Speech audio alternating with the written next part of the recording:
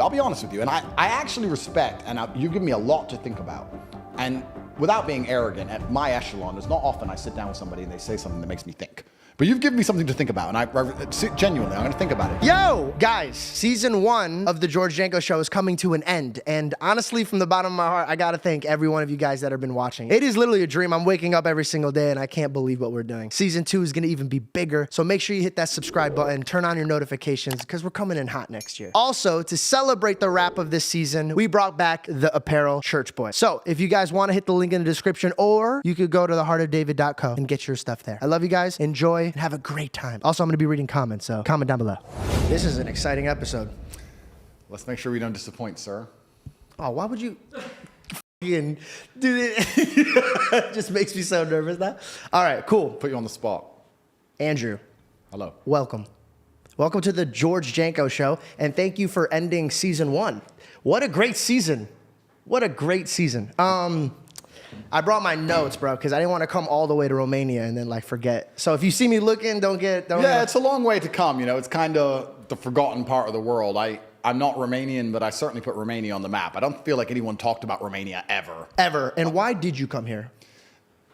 I decided to leave the West. I can give you a very happy, funny answer. Do you want happy, funny Andrew, or do you want serious, the world is ending Andrew? There's two different versions. Let's start. I want both. I want both versions of you. Sure. Well, I think that the Western world is in serious decline, and that literally in real time you can see it falling apart. So you have to find somewhere else to live, and the world's not really that big. I think that the values which held the Western world together at some point have been proven to be false, and all of it is a lie. I feel like all of the metrics in which you can measure the success of a society, the Western world is failing in. So once you accept that, you say, okay, the West is failing. It's on its way down. I can't live in the West. And then you look at a map, and you look at South America, which is very dangerous, and I'm not South American, and I don't speak Spanish. And then Eastern Europe, which is where we are now, preserves its culture via religion, and they have some other societal, what's the word I'm looking for? Traditions, which certainly preserve the culture better. It's a slower decline. So I felt like this might be a good place to live. Unfortunately, I think in the 7 years I've been here, Eastern Europe is catching up with the West, and I feel like it's going to go down the same hole. So I'm going to have to move again. But when I moved here 7 years ago, it just felt like a safer place, felt like a nicer place, and decided to leave. I don't see what America or England or the West has for people anymore. Okay, question. Do you think that this generation is more evil than the past generations? I don't think they're evil. I think they're lost, and I think they're misguided. And I think we're now living in a culture where I'm a full-grown man. I'm 36 years old. I catch myself, even at my ripe old age and high level of professionalism, sometimes for a few seconds, only a few seconds before I correct myself, scrolling on garbage. Imagine how these 14 and 15-year-old children are even being raised. Just scrolling through these social media algorithms, which are deliberately designed to poison their mind. And they're going to school, they're being fed absolute garbage, and they have no religious connotations, no God, and no family unit. They're just a mess. And then we look at, like I said, every metric in which you can measure the health of a society, the crime rate and the cost of living, basic things, traffic, anything you can measure, the West is falling off a cliff. So it's like, how do you fix all of that? So I decided to move to Eastern Europe, and I had a very good time here, and I was treated very well, and it's a very safe place, and it's a beautiful country. I've been through some recently things changed a bit. I think you get out of your house. Yeah. That's exciting. Well, I'm allowed out my house. Yeah, that's nice. What, if you don't mind me asking, what's the first thing you did when you got out of your house? My first day off of house arrest, I stayed in the house. That's fucking weird, man. I know, but it was a sign of resistance. Oh, you wanted to prove that you could keep going. Yeah, that's right. I feel like you're flexing all the time. Like, is there like if I was on house arrest, who the fuck are you flexing for? Just leave. And anything, you could have lied and be like, no, I stayed for an extra 3 days. But like you stayed. I stayed. Just to prove a point. Yeah. Now, was it for your brother or was it for your? No, I was just joking about the lie. Yeah. Actually, I have it in my notes because I know that you don't like lying, and I have a story about lying. I was I'm not gonna mention his name out of respect for him, but he took me on his jet. We were having a great time. We were about to do business together. Yep. We were courtside, and he made a comment about one of the basketball players. He's like, well, he's a little bitch because he told his teammate was cheating and got him in a scandal. Yeah. And I said, well, the other man was cheating. He was lying. Yeah. And he turns to me and he goes, if you have a problem doing business with people that cheat, you'll never work. And I, one, stopped immediately wanting to work with this guy. Two, my provider is God, nobody else. Yeah. So it comes with morals. Yep. If you're going to cheat on a woman that you're building a life with and being fruitful with, what the fuck are you going to do to me? Well, that's very true, and that's very valid. But I'll play devil's advocate here. What the other guy said about if you have problems doing business with somebody who cheats, you're never going to do any business. Unfortunately, he's also pretty right. Because it's rife. Not with partners, though. I don't feel like you want to get in business with a partner. I mean, think about this. He shares a family bloodline with the person that he's robbing. Yeah. I'm nothing to him. That's true. And that is infallible logic. So how can I even... For me, my girl, right? She's my partner. Yeah. I couldn't focus if I had to come do this interview with you and I know she's out somewhere. Now I have to think about what she's doing. It's taking away from me. Yeah. So if I'm breaking bread with a man and I'm doing business with him, I can't sit around wasting my time thinking about what he's doing. And you're completely right. And I totally understand that. But as a honest individual, I have to sit here and be honest and analyze myself and analyze my own romantic relationships. Am I completely faithful in the traditional sense? No. Why is that? It's a good question. I can't say exactly why that is, but I think that probably the biggest decline in the Western world I have to accept, even though I partake in it and even though I am guilty of it. I think the biggest failing of the Western world is that men and women do not stick together anymore. I think it would fix a lot of problems. I find that very fascinating that that's the problem. You teach men to be better men and to fix their problems. Don't run away from it. But you know that monogamy is a challenge for you. But you don't want to... It's not a challenge. Monogamy is not a challenge for me. Monogamy is a decision that every man must make. But for you to make that decision, you have to sit down and decide that, this woman is worth me being monogamous to, which is fine. I think the biggest struggle that men have in the Western world today is finding a woman who they believe is worth being monogamous to. I don't think men have a problem with monogamy as much as men have a problem finding a woman who they truly believe they should be monogamous to. Also, that's something that's interesting about monogamy, because we can talk about this, and it can be a very interesting conversation. In days of old, high-value men, important men, kings, warriors, whatever, had multiple wives. And they had to look after the multiple wives, or they had mistresses, and they had children with them all, and they had to look after them all. Mm-hmm. In certain cultures today, that is still the case. In certain religions today, that is still the case. In the Christian world, in the Western world, we have said that's unacceptable. We should be monogamous. Yeah. But then you have the majority of men who are monogamous are cheating. The ones who are not cheating are using prostitutes sometimes, or going to strip clubs sometimes, or consuming pornography. So they're not truly, actually loyal. So you've moved the idea of a man having 3 or 4 women he loves and taking care of to a man having one woman he's supposed to love and doing a whole bunch of things in secret. You've just subsidized monogamy and you've removed it all towards pornography and degeneracy. So then you have to sit and argue, well, why does so much degeneracy happen in the West? Is it because we are not allowing men to be more true to their instincts? This is all brand new thoughts for me, and I'm just speaking as I think. But let's look at another example, right? Well, can I tap in with that? So what's your example, right? So I have an example, Christ. Mm-hmm. He gives me his way, and I kind of follow it. If I had to follow men and their needs, I'd be burned up tomorrow. And I don't think it's needs. I don't think men cheat because of needs. Well, okay. Women cheat because of like feelings. They get an emotional attachment to them. Men cheat because of more lustful body type thing. I've never heard of a man being like, man, I can't wait to talk to Becky. Of course, but I think a lot of it's also ego. Exactly. So, but ego, what comes before ego? Or it comes after ego? Yeah, a fall. Yeah. So my thing is, yes, when I met here's my theory. Yeah. When I was out about and I was having fun, as a Christian man, I was waiting for the right woman. Yeah. And I came to this guy and he goes, I don't understand. I thought you were Christian. And I go, listen, bro, I'll be a good Christian man to a good Christian woman. When I find somebody who has good morals and I know that she'll have my back and she'll do good, and when God presents me that girl, I will be a good man to her. And he asked me something that changed my life forever. He goes, well, if you're the son of God and you're asking for his daughter, why would that father ever give you a daughter when you treat everybody else like garbage? And so I had to think. I think when it comes to blessings, I believe that it's given from God. And to move on to new blessings, you have to handle what you've been given. Agreed. So if I've been given the fame and the money and the access to women, God's monitoring me. Okay, are you going to go fool around, act like trash? Can you be trusted? Could you be trusted with this daughter that I have over here? Kind of like that picture where Jesus is holding a beautiful bear behind him, and then you're holding on to this lifestyle that you still want, but you're like, this is great. And God's like, no, give it to me.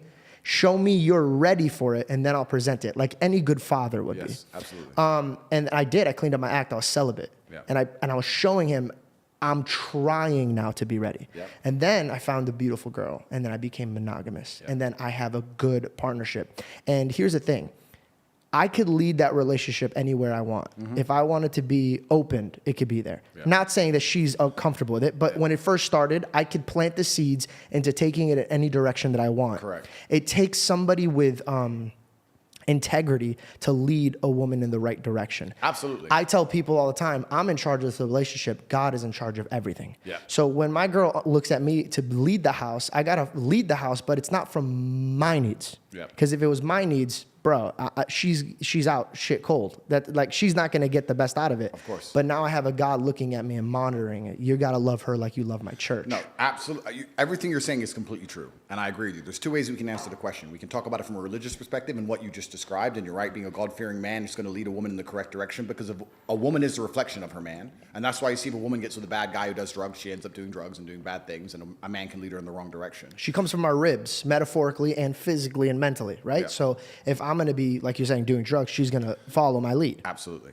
But I'm just talking about it from a societal perspective. I'm making an overall societal observation, the fact that now we have monogamous societies, but because they're not truly monogamous, all of the desire is being outsourced towards degeneracy, as opposed to having a society where a man is allowed more than one wife, for example, and then the degeneracy isn't needed. You don't need pornography and you don't need prostitution if you're allowed to have 2, 3, 4 wives if you're successful. And the point I was going to make earlier is that in certain countries, this is still the case. And I'm just speaking here in generalities. I don't have proof for any of this, but if you look at Russia, right? Russia is a Christian nation. There's a lot of Muslims as well, but it's traditionally a Christian nation. But if you're a very rich, powerful Russian man, and I've been to Moscow, I can assure you, you have maybe 4 or 5 wives. Or not wives, 4 or 5 girls. Yeah. And your wife understands about who the other girls are, and she doesn't really care. Don't look, don't care, don't ask. I have a Bentley, I have a big house, I have the children. He plays around with these other girls sometimes. I don't care, I'm his wife, and that's just how things are set up. That particular man who's very, very rich, he's not interested in pornography, he's not interested in prostitutes, he's satisfied, he has enough for whatever his ego desires or his heart desires. Then you look at the West, and you look at the most degenerate things which can possibly happen, which are actually levels above prostitution and pornography. If you look at Epstein's Island, for example, when you have very rich, powerful men and they're told by the public sphere, you're not allowed to have more than one woman, but they don't have God to control them. They're godless. Then they say, okay, well, how can I satisfy myself if God's not restricting me? The society's saying I can only have one woman. I'm not allowed to have 4 or 5, which would satisfy me in some regard for my ego or unhealthy reason or whatever my reason is. So I'm going to end up doing things in private. I'm going to end up doing things in secret. And then you have Epstein's Island appear. So it's kind of interesting.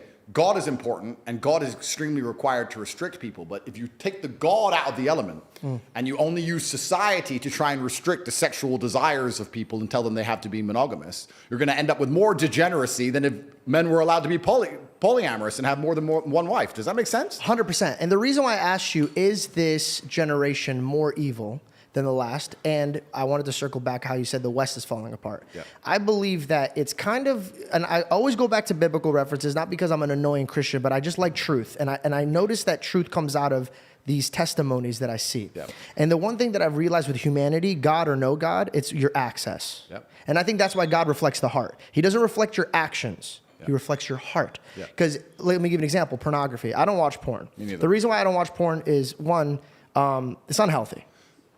For me, before you carry on, I don't watch porn because it's genuinely uninteresting. Like It's gotten weird. You could put porn on, and I'd be like, Yeah. I just don't get it. That's the thing. And also, for example, I like to practice the monogamous relationship. So when I get married one day, I know my girlfriend's not going to be at the prime model look when she's 50 or whatever she is. So I got to practice that this is the only woman that I have. It's diligence. Correct. Okay. So opening up the access. Look at a man who's watching pornography. I fall off the wagon every once in a while. I'm not sitting here saying that I'm perfect. About a year, maybe 2 years ago, I was watching porn, and there was, back in the day when I was growing up, was like your stepmom. Yeah. And to me, that was always weird because I'm like, dude, that's your, like, still, it's your mom. Yeah. Now it's your mom. And then when I, last year when I tried, I did a KSI and Sidemen thing where it was Impulsive and Sidemen. We did this collab, and there was a girl who does porn there, and I made a joke, and I go, look, I'm stuck.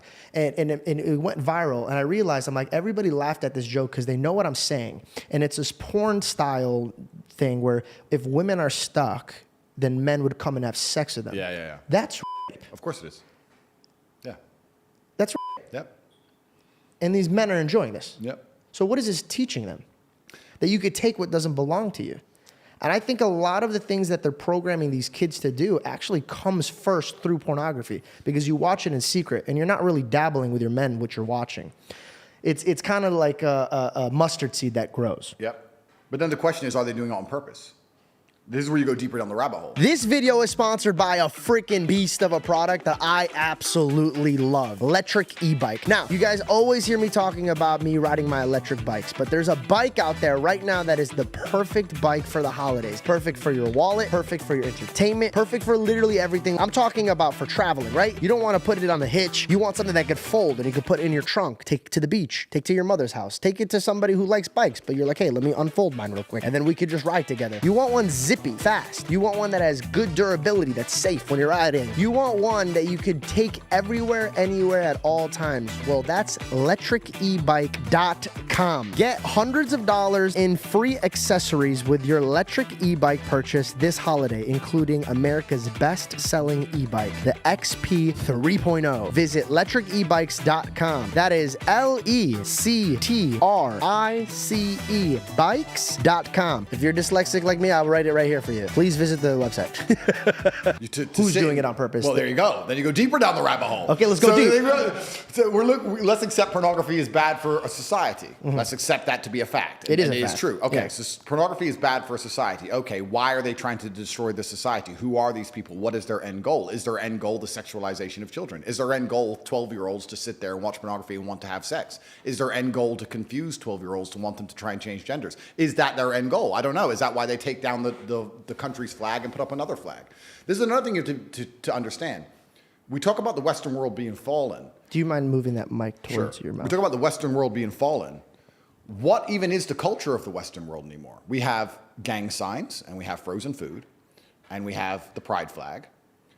What else? Like, what even is there anymore that unifies us in any regard? I mean, I think, I'm pretty sure, and I've never tested this, I don't want to find out, I'm under enough matrix attacks, but if you were to burn an American flag and burn a pride flag, you do more time for burning the pride flag. It's a hate crime.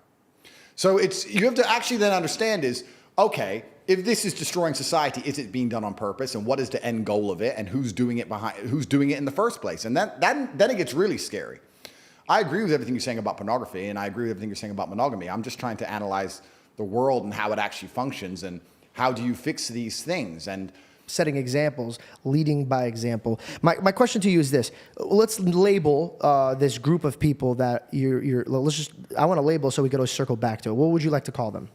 The Matrix? The Matrix. The Matrix. So the Matrix is there. Do you feel like the Matrix is hyped up using media? Because think about it. When I walk around and I have discussions with people, not a lot of people have the same agenda that the media is having. And I think people are keeping up with it. So do you think they're flexing their power? Let me give you an example. Yeah. God is all powerful, all strong. Yeah. The devil isn't. But what his power is lies. Yeah. So he confuses you. God uses faith. The devil uses fear. Yeah. Do you think the Matrix is just full of shit and they're just fear-based? Oh, they're absolutely fear-based. So what is your goal? If you had to fight, like you are fighting, and you're banned from, what are you banned from? Like, everything. But you're on Twitter. Elon bought Twitter and restored me. Before this, I was banned on Twitter also. I'm banned on... Why did you get banned? I got banned because you get 3 lives. And the 3 lives are, first you get canceled and banned absolutely everywhere. And the second life is they try and put you in jail for something you didn't do. And then the third life is they assassinate you. And I'm now on my second life, as most people have experienced in real time. I got banned because I became monumentally popular. I became hugely successful. I became the most Googled person on the planet. And then they make up a reason to get rid of you. And I'm banned on TikTok, Instagram, YouTube, Spotify, SoundCloud, Uber, Airbnb, Gmail, WhatsApp. You can't get an Uber? I can't get an Uber, no. Gmail, WhatsApp, you name an application. All for standing up for what you believe in. Well, yeah. I mean, I made some satirical jokes, of course. And Could you give me an example of something that you've said that you may have crossed the line? I don't think I ever said anything that truly crossed the line. I'm going to stand by this because I don't believe in regrets, and I don't believe in sitting here and saying sorry for anything, because I'm not a coward. If I made a video 10 years ago that got 84 YouTube views, and me and my brother were joking about how women can't park and women shouldn't drive. Yeah. And then I became the most Googled man on the planet. And then that is found. And then a bunch of feminists get upset by it. Yeah. I'm not going to sit here and beat myself up over that. That's life. Yeah. Oh, well. shit happens. But also, like, stand-up comedians make the craziest jokes. Like, I was in a comedy club and they're already making jokes about Palestine. Of course. I mean, comedians make jokes and rappers sing about murdering people. So it's completely a double standard to come along and say that whatever I said was enough reason for me to be canceled. Well, that scares me because censorship is the scariest thing to me Bro, in the world. At what point can we not worship our God? My phone, the day the cancellation started, I'd open my phone and app by app, one by one, logged out, logged out, logged out. Logged out, logged out. And in sync, I was sitting there for 2 hours, and every 20 minutes, a new one would just log out. Were you scared? I knew the Matrix was real. I knew how the Matrix operated. I knew that there's a centralized power. I was scared because I knew I'd used up my first life. And then I started saying on all my podcasts, they're going to put me in jail for something I did not do. When that happens, you have to know it's a lie. And I said it about 15 times. And then 7 months later, I ended up in a cell. So I understand exactly how the world works. So yeah, I was scared. But I also believe, and I draw a lot of strength from my religion. We talk about God. I think God gives you strength. And I also believe one of the primary objectives of a religion, which ties back into what we were saying earlier about how the world could be fixed if men and women stay together and monogamy. I think the primary objective of a religion is to preserve a culture. If a religion doesn't preserve the culture, then it's failing in some regard. You should look at a religion and look at the culture underneath that religion and say, okay, it's a successful religion because the culture is adhering to its creeds. So I understand that it is my battle, if I believe in God, to try my best to preserve the culture. And then you're asking, how do I fight the Matrix? I think you fight that via masculine empowerment, and I'll tell you why. Because we were just sitting here talking about how the devil uses fear, and you're completely correct. And I think that women are easier to scare than men. And I think that now we live in a society, especially in the West, where women have been empowered to the point, well, I'm not against female empowerment, I'm not a misogynist, but they've been empowered to the point where they're more powerful than men in most scenarios. They're more powerful than men in the divorce court, most powerful than men in the custody court, more powerful than men in terms of the education system, more powerful than men in terms of their testimony, more powerful than men. I'll give you endless examples. If 10 men get murdered, nobody cares. If 10 women get murdered, it's going to be a national news story for weeks. Their life is more valuable. And I'm not saying it shouldn't be. It always has been because they can create life. My point is we now live in a society which I believe is a matriarchy. It's feminized. And men are feminized by extension. And men being feminized means that women are in charge and women are fearful. So let me give you a very simple example of why I believe masculine empowerment is how we actually get closer to God and how we fix the fight we're in against the Matrix. COVID. COVID was emotional arguments. They came along and said, your grandma's going to die. The old people, your grandma. They used emotional arguments to create fear. That works on a woman. A woman sits there, I love my grandma. Most men would sit there and go, wait. Let's just chill. Yeah. Let's see what happens. Grandma's already 94. Grandmas die. So I don't think we should be taking our kids out of school. Let's just calm down. Men are more stoic and more patient. If you had a household where the man's been feminized and the woman's in charge, it's over for that house. They're full COVID cucks head to toe. 10 vaccines. If you had my household, where my girlfriend ran in, did you see the news? Shh. Shut up. It's stupid. Okay, and then it's fixed. So wait.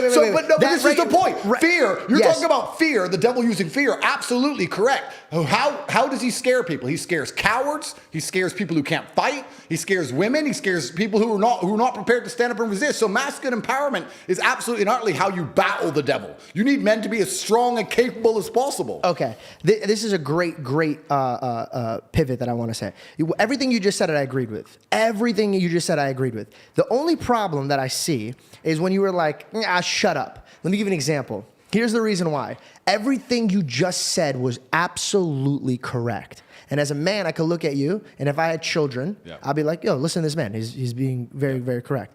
Now, my girl's going to be like, well, why did he just tell his girl to shut the fuck up? Like, I said shush. Yes. But okay, let me give you an example. I was dismissive with my hand. No, I know, but you know what this means? Flicking the diamonds. Get the fuck out of my face. Shh. This is what every girl here, shut up and go make me a sandwich. This is what comes off. So you're fighting getting men to be like, yes, but then you turn off the women. Here's the problem. You're trying to make men more men, but men, before they listen to you, are listening to the girls because they just got a girl. They don't want to lose them. They did everything that they could to get this girl. Correct. So here's the thing. When you see a fireman bust into a building that's on fire, he's not going to look at the person and be like, what the fuck? Why did you do this? He's going to be like, hey, it's okay. Look at me, grab my hand, come out.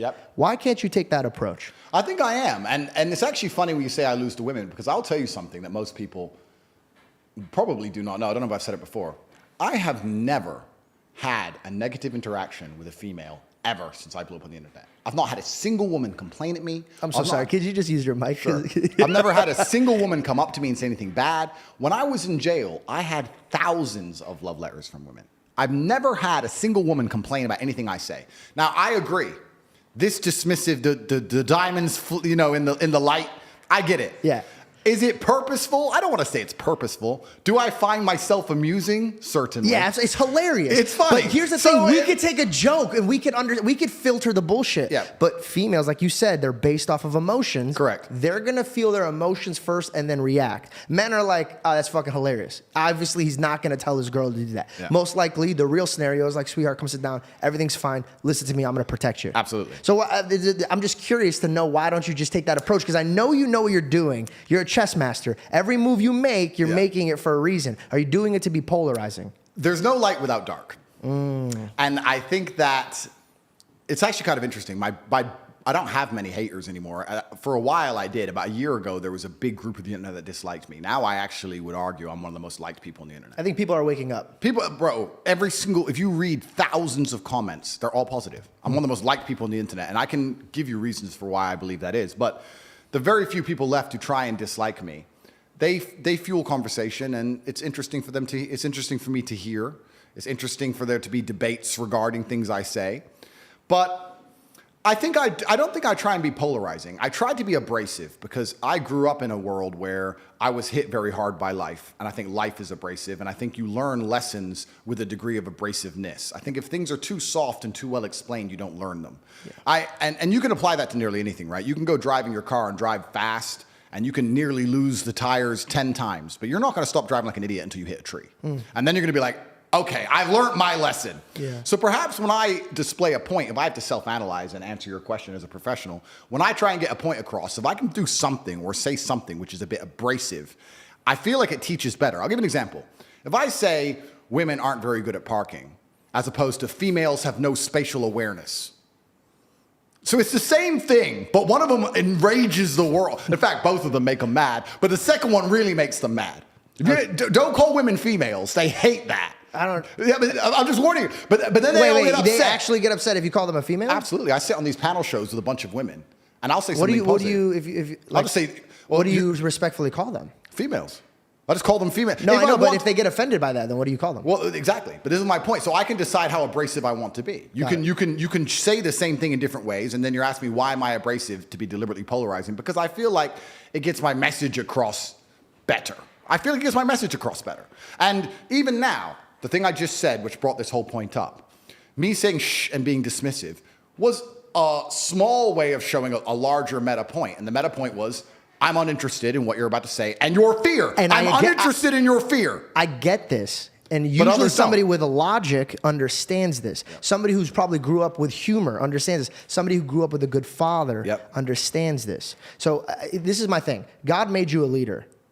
100%. I'll take it. Okay. And now you're leading men. Yep. But there's a huge crowd of people that you will never understand or touch because I feel pridefully you don't give a fuck. You're like, if you can't come on with me on this journey, then get the fuck bent. Literally, metaphorically, and physically. Well, not all minds are ready to be freed. They say it inside of the movie. But which one is valuable enough to be free? Christ saved everybody. He didn't just come and pick a couple people. Absolutely, but you can lead a horse to war or you cannot force it to drink. And I feel like the reason why I'm now one of the most liked people on the internet and the reason my comments are so positive, I have to answer that question, is because I feel like I'm heavily leveraged against chaos. The thing is with my brand, I don't entertain. I do entertain, but that's not my purpose. I'm trying to teach people things. I'm trying to give them things. Even the things I sell are beneficial. I have a school that teaches people how to make money online. It's beneficial. If you follow me, you can make money online. You'll start to train and go to the gym. You'll listen to some positive motivational things. You'll feel more motivated. I'll try and guide you towards God. Either one. I'm not even strictly Islam. I believe that if you are a religious person, you're a better person regardless of the religion you choose. Because you have to follow your morals and have boundaries. Absolutely. So all of my messaging is positive. So as the world gets more messed up, I'm leveraged against chaos. As the world becomes a bigger mess, as people struggle to survive to pay their bills, as people become more and more unhappy, as the wars start, all this craziness, people sit there and go, do I want to be entertained by clowns? Do I want to watch these streamers who are clowns? Do I want to be entertained? Or do I want a solution? Do I want some form of stability? Who is saying things which can actually help me, which actually will directly impact my life in real time and make me feel better? And that's me. So I'm not an entertainer in that way, which is why I believe my brand has become so strong and why most people like me. And it's also why a lot of people will forgive me for being semi-abrasive, because I feel like as the world gets more messed up, which it is, people are going to learn some very abrasive, harsh lessons. And sometimes when you've gone through a very harsh lesson, to be given a solution which isn't harsh, you're not going to believe it.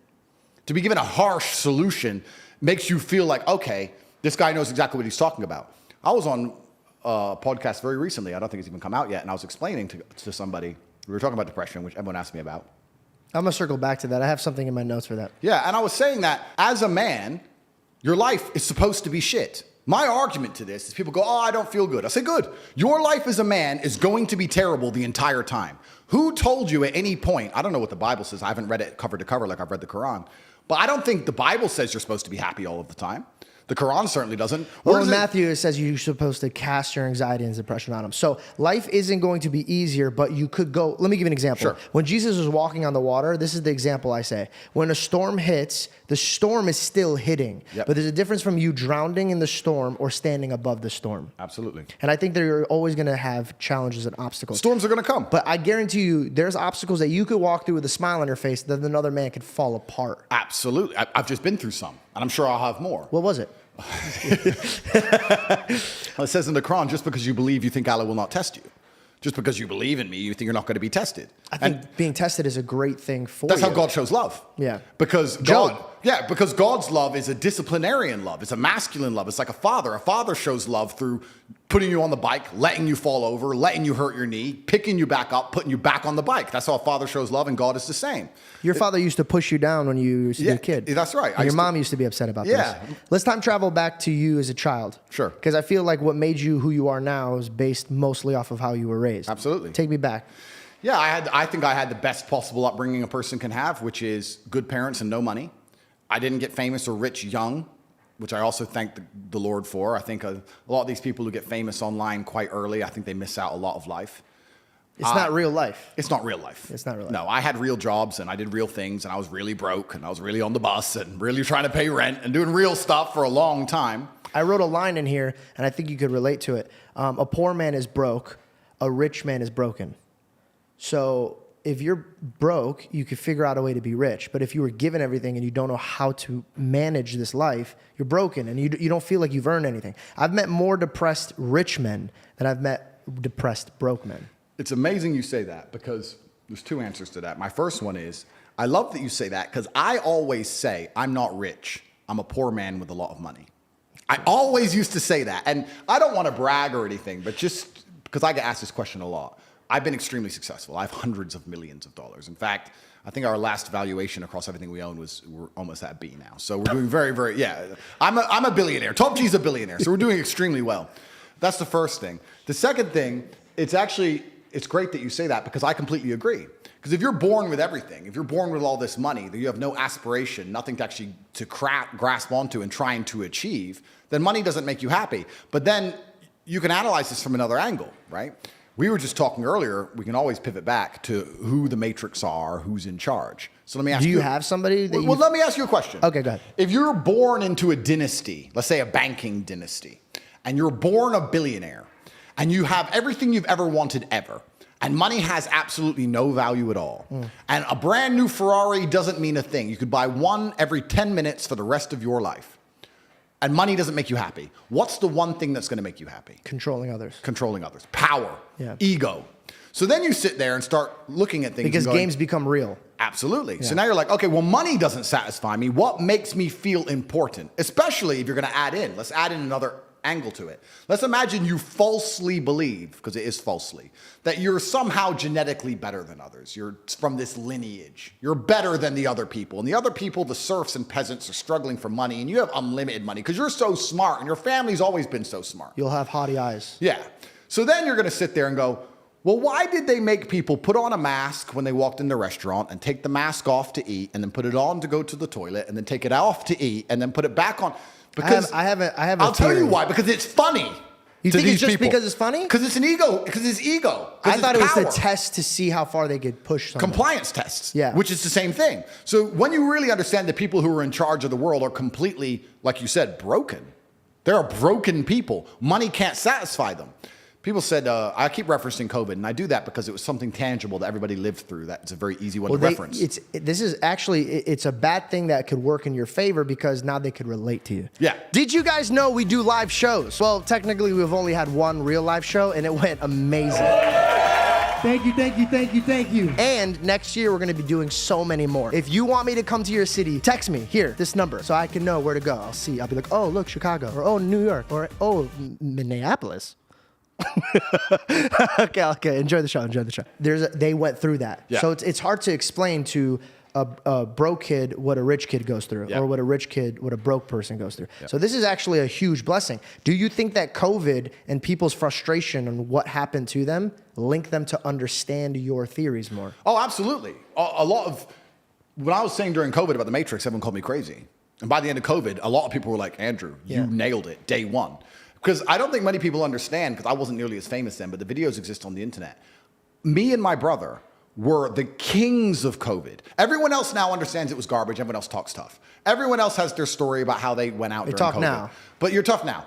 On day one of COVID, day one, when they still had the people falling over in the street in China. Yeah, what was that? That video? Yeah. They're just running in the street and dropping dead? Yep. When the Italian hospital was overrun, day one, my brother and I sat down and had a conversation in our war room, our cigar lounge, which was very similar to this. And we sit down and said, if this disease will kill people like you and I, military-aged males, then the world is over. It's zombie apocalypse. So what are we going to do? And we sat there and decided whether we should hide as long as possible or we should just go out all guns blazing. So we decided to go out all guns blazing like heroes. This is all documented. It's on video. And day one of COVID, when everyone else was afraid, we flew to Sweden because it was the only open country. And we spent the next 4 months. Ironic. Yeah. Because who lives in Sweden? Very strange. We spent the next 4 months in Stockholm and 6 nights a week in nightclubs with Swedish chicks partying while the rest of the world was locked in their house. Nobody talks about this. Nobody talks about the fact that Sweden was open, no restrictions, you could do whatever you wanted, nightclubs were open, everyone was partying, everyone else was locked up, not allowed to go to funerals. We were literally in parties all day, every day. I didn't even get sick, didn't even get a cold, and it was cold outside, didn't even get the sniffles. So we beat COVID, we won COVID early. So even after this experience, for the next 2 years of COVID, I'm trying to scream at people, listen, wake up. And like, oh, yeah, they wouldn't just put it on the news. They wouldn't just lie to us and try and scare us all for no reason until you understand the good and evil in the world and you understand that's how the devil actually operates. But the point I was going to make earlier about talking about how these people are broken and money doesn't satisfy them. People often say, COVID was just for money. And I say, that's actually a very optimistic view of the world. It wasn't just for money. It was for something far worse. They have money. They print money. Yeah. They make money. They are the money. When I found out about I just learned about how they print money. I literally could not believe it. Oh yeah, money's not real. For 3 days, I'm sitting around, so I'm like, what the fuck is this? So they could just print this shit? Money is not real. It's not real. They just print it. It's not real. Fair. Please continue. Yeah, so money's not real. And I say that to people. And they so go, it's not about money. No, it's not about money. So what's it about? It's about power and control. Yeah. Because when you get to a certain level of wealth, and I'll talk from my own personal experience, I want people to understand I come from the lowest possible socioeconomic background. I come from a single mother household. My father and mother broke up when I was 9. I lived in Luton, England, which is the worst town in England. I grew up and went to a school with a 3% pass rate. Everyone around me was stabbing each other and selling drugs. I thought you said your father was one of the best fathers you've ever had. He was. But my mother and father broke up and he stayed in America and I moved to England. And he wasn't financially successful, but he taught me other lessons. Gotcha. And I'm glad he didn't give me money because I think that a harsh upbringing and a harsh life makes a man a man. I don't think you learn a lesson any other way. But I come from the absolute bottom. And now I'm up at a position where we have a very large empire. A lot of it is shadow. Most people don't know what it is. But even our overt things, even our university and things that are online are turning over $15, $20 million a week. So we're doing crazy sums of money. So I've been from the absolute bottom to the absolute top. I've seen it all. And once you get past a certain level of wealth, once you get past a certain level of money, yeah, but then you understand what money is, right? So we say about money not being real. Money is not real from a governmental perspective because they just print it. It's nothing. But money is truthfully the stored time and energy of other people. If you have money, you have stored time and energy of other humans. Because people are hourly rates. That's right. Because I can take that money and make someone else use their time and energy for X thing. Got it. So it's a different version of slavery. Absolutely. Because if I'm going to come along and say, you're no longer my slave. As my slave, you had to work for a house and a car. You're no longer my slave. In slavery, let's actually look at slavery. Slavery began that way. Yeah, and slavery said, you work on my plantation, I give you somewhere to eat. Or I'll give you my daughter. Yeah. This is how people would work. And that's why they were like, oh, your Bible believes in slavery. I'm like, slavery was different. It wasn't like, there was bondages and there was slavery. That's why the Egyptians, that's a whole different type of slave. Yep. But the origination of slave was like a debt. I'm paying you a debt. Yep. Completely. So let's look at even American slavery, the slavery that most Americans understand. You're going to work for me. I'm going to give you a house and I'm going to give you food and you're going to stay here and you're going to work. Slavery is abolished. So now what do? You're going to work for me. I'm going to give you that. I'm going to give you some money. And that money is enough to only buy you a house and some food. We've just put money in the middle. Now, if I can make you do whatever I want for money, and I can print as much money as I want, you're my slave. Because I can print it from the sky, and you need it to live. So you are my slave. Money's not real. So I have all of this money. I have the stored time and energy of other humans. And once you get past a certain level of wealth, you understand, which ties back to COVID, that you're not interested in money. What you're interested in is people. It's always been about having good people around you. You want a beautiful, doting, loving woman who's obsessed with you. You want good brothers who will stand by you and make you motivated. You want bodyguards who are going to protect you. You want people. And then you want to look at it further down the rabbit hole. You want to get more sinister. If you've been born into a lineage or a dynasty or the people who control the world, you want people, you want robot people. You don't want to be spoken to disrespectfully. In your empire, in your podcast empire, right? You now have a podcast. Would you allow a member of staff to come along and say, this is bullshit, I don't like how you do this, this is shit, you're shit? Or would you fire him? I don't know if I would fire them. I would first try to teach them how to behave. And if they didn't listen? They're out. Absolutely. So let's imagine you ran a country. Okay. All right. Let's imagine you ran the world. And then let's imagine there's this guy called Top G who sits down there and becomes the most Googled man in the world for telling the world that COVID's a lie. And you're making everybody run around and do everything you say. You're going to allow that person to get away with it? And now you start to understand, that's how the Matrix operates. So the people who are broken, raised on money, are so obsessed with power and control, which explains a lot of the society we're in, because they don't look up to God. These people think they are God. So that's the biggest fault. And they're trying to make robots of us all. They're trying to enslave us. You know what bothers me more than anything is when I walk into an establishment and the person who's working is like, go to there, and they point at a machine. What breaks my heart is that machine is going to replace you. Yep. And you have no idea. Yep. So you've gotten in a place where the person above you is encouraging you to be replaced. That's like, hey, see yourself out, legitimately. Yep. See yourself out. But people don't think. They don't, and they absolutely lack perspicacity. And then you go further down the rabbit hole because, like I said, there's layers to the rabbit hole. I don't know how Alex Jones you want me to go, but he's right about a lot. All the way. He's right about a lot of things. So you're an Alex Jones fan. I like a lot of the things he says. And I'm not saying I agree with everything he says, but a lot of the things he says have been proven to be absolutely true. You know, you say conspiracy theorist. Nowadays, that just means you're ahead of the curve, unfortunately. And Alex was talking about, and a lot of other people talking about, and there's a lot of text which talks about the fact that the people who are in charge of the world, they believe that as AI improves, a huge percentage of the planet are going to become useless eaters. They don't need you anymore. That actually scares me. The guy who created it even is scared of it. Well, that's the thing. So let's give a thought experiment. As it stands right now, most people are so uninteresting and so unremarkable that you could replace them online with a chat GPT bot and you wouldn't really notice.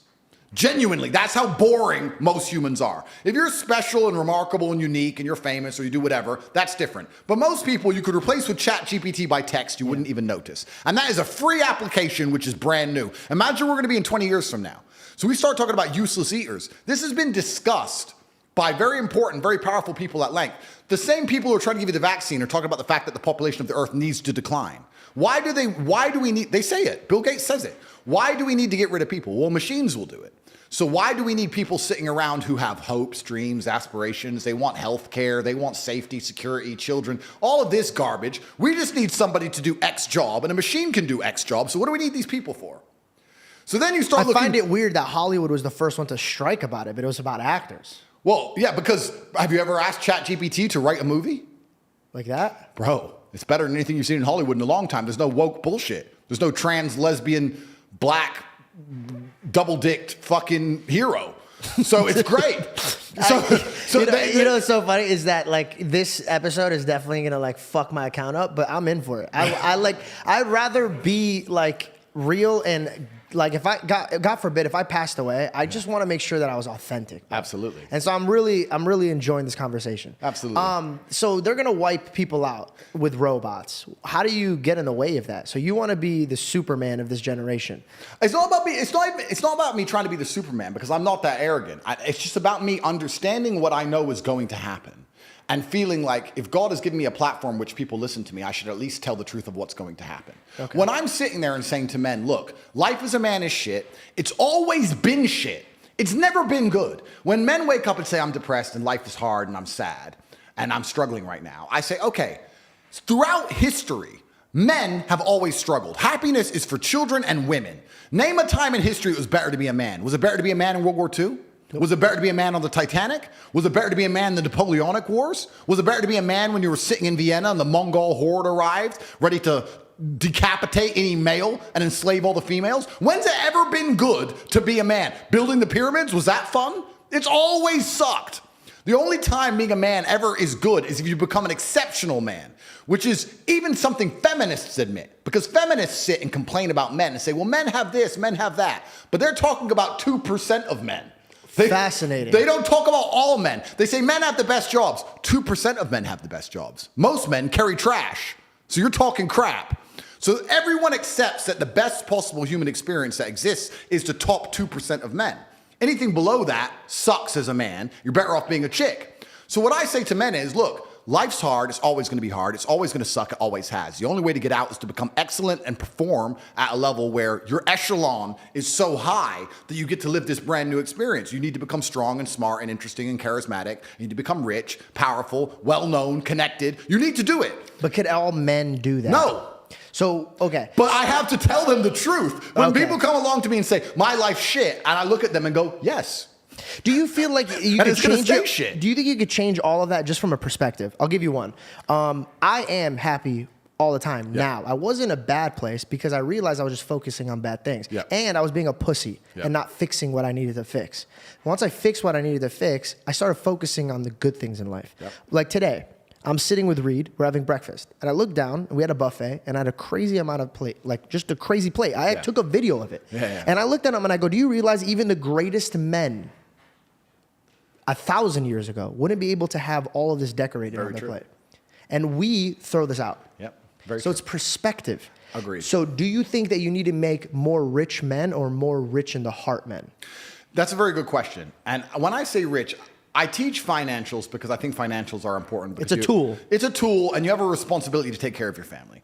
So I think that as a man, your happiness comes from feeling respected over feeling loved.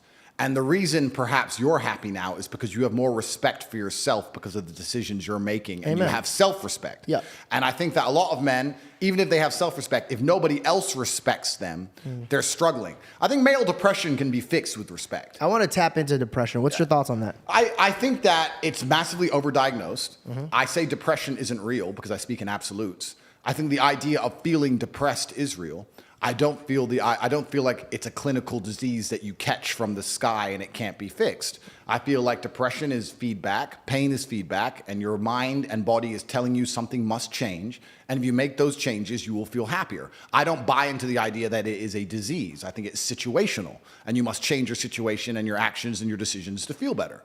And that's why I say it's not real. It's not a disease. I have a point of view on it. I wanted to share mine and see if it kind of matches yours and if you have a viewpoint on it. Sure. When I grew up, I like to describe myself. And then a lot of people get annoyed about that. And they're like, why do you talk about myself? Because who the fuck am I going to talk about? Do you know what I mean? Like, I hate that. Like, I'm not going to sit there and talk about Joe. I don't know who the fuck Joe is. I'm going to talk about George. George was raised, if I came home, I had a really tough childhood. And that's documented. I have a tough childhood when it came to making friends. I wasn't educated. They didn't know I was dyslexic. I had a lot of problems. When I came home, if I ever looked at my mom like, I'm depressed, she goes, no, you're not. And she nipped it right there. Stop saying that. And then I grew up, and I'm reflecting. I'm going to bring it back to the Bible. In the beginning was the what? In the beginning was light, wasn't it? In the beginning was the stars, and I should know this. In the beginning was the Word. The Word, you're right. And he created everything with what? His mouth. Yep. And everything's vibration. Yep. People that don't even believe in God believe in energy. Yes. Okay. I think that we got to a place where if I looked at you every single day and I was somebody you cared about and was like, you're depressed, bro. You have anxiety. You have anxiety. I have anxiety. So if I'm telling myself this every single time I have a problem, I'm feeding myself this. Bruce Lee had a thing saying, don't joke about yourself because your body doesn't even know what's a joke or not, right? Yeah. So the philosophy that I'm going about is, are you talking it into existence? Are you, what's the word?